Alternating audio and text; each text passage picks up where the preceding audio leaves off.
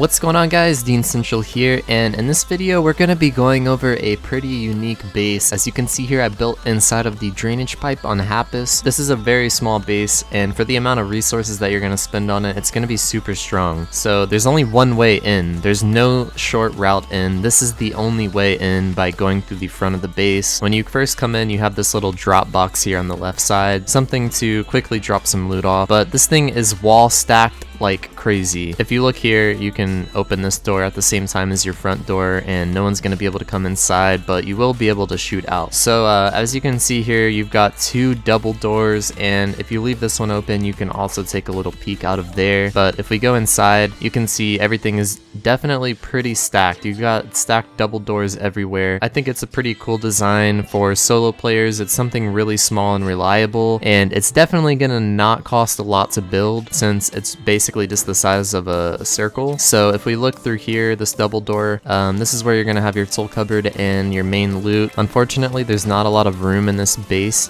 to put large boxes everywhere back here, so this is definitely gonna be strictly a solo player base given the amount of storage and the size of the base itself. You can just keep all of your best loot back there in those stashes, and I think you'll be alright. There's a few downsides in what you're looking at right now, but I'll show you guys how you can upgrade this a bit later into the video. If you're just a casual player that wants a quick base down, this is definitely going to be for you. Let's go over how to build it.